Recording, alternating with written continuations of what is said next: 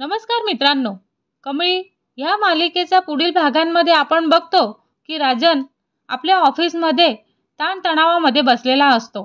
तो थोडा अस्वस्थ होऊन बाहेर पडतो आणि रात्री उशिराची वेळ असते.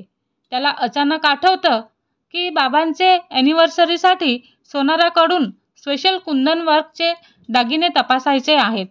तो कार थांबवून त्या जुना पण प्रतिष्ठित सोनाराकडे त्या दुकानात पोहोचतो. इकडे सोनार आदराने म्हणतो, अहो राजन साहेब, या या, तुमचंच काम आहे. आणि ऑलमोस्ट ते तयार पण झालेलं आहे.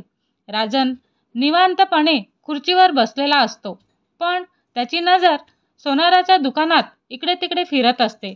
आपोआपच एका काचेच्या शेल्फकडे त्याची नजर जाते आणि तिथे एक सुंदर हिऱ्याचा चमकदार नेकलेस आणि कंगन ठेवलेलं असतं. अगदी तसंच त्याच्या डिझाईनचंच की त्याने सरोजाला लग्नात दिलेलं होतं. त्याचे डोळे किंचित थरथरतात आणि त्याला शंका येते की आणि तो सोनाराकडे बोट दाखवत विचारतो का हे कोणाचे दागिने आहेत.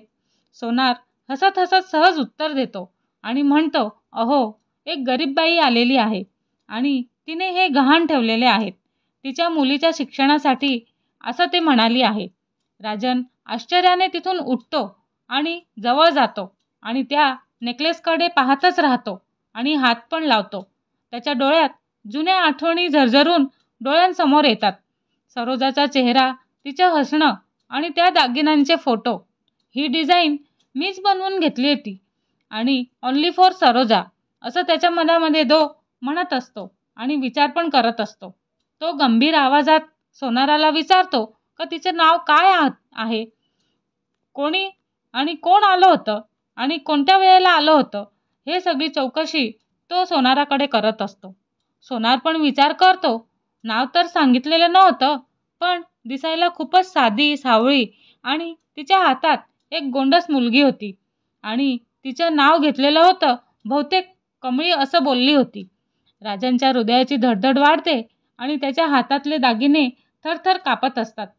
त्याच्या आवाजात वेदना आणि धक्का मिसळलेला असतो आणि तिला कमळी हे नाव लगेच आठवतं. पण त्याच वेळी दुकानाच्या बाहेर कुणाचा तरी धप असा आवाज येतो आणि जणू कोणी पळत जाऊन लपण्याचा प्रयत्न करत आहे. राजन इकडे वळून पाहतो आणि त्याला कुठे आवाज येतो, पण इकडे तिकडे बघताना त्याला कोणी दिसत नाही. आणि इकडे आपण बघतो की एका अंधाऱ्या कोपऱ्यातून कामिनी फोन पकडून पाहत असते. कामिनी रागाने आणि हळू आवाजात म्हणते की अरे बापरे, हे राजनला कळलेलं आहे तर, आणि जर माझं नाव कळलं तर गेमच संपेल आणि सरोजा परत आलेली आहे म्हणजे प्रॉपर्टी तिच्या आणि कमळीच्याच नावावरती जाईल. ती घाईघाईने फोन लावते आणि रागिनीला म्हणत असते, रागिनी, मोठा धोका झालेला आहे. सरोजा अजून पण जिवंत आहे आणि इथे राजन पण तिच्या गुंगीमध्येच आहे. त्याच्या आवाजात जीवाभाव पूर्ण थरार असतो आणि राजन पण इकडे म्हणतो, जर हे दागिने सरोजाचे असतील तर ती जिवंत आहे आणि माझी मुलगी पण जिवंतच आहे. त्याच्या डोळ्यातून पहिल्यांदाच बांधलेल्या भावना ओघळू लागतात आणि हातात दागिने पकडत तो म्हणत असतो, आय लॉस्ट देम वन्स. मी परत त्यांना एक वेळा गमावून बसलो, पण ह्यावेळी नाही. मी माझ्या सरोजाला आणि माझ्या कमळीला शोधूनच काढणार आहे. दूर अंतरावरून कामिनी वाईटपणे हसत असते आणि छायेत उभी राहून ती कुजबुजते आणि म्हणते, शोध शोध शोधू दे.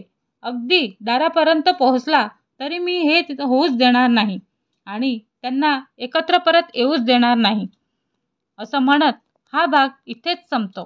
पुढचा भाग बघण्यासाठी आमच्या चॅनलला लाईक, शेअर आणि सबस्क्राईब करायला विसरू नका. धन्यवाद.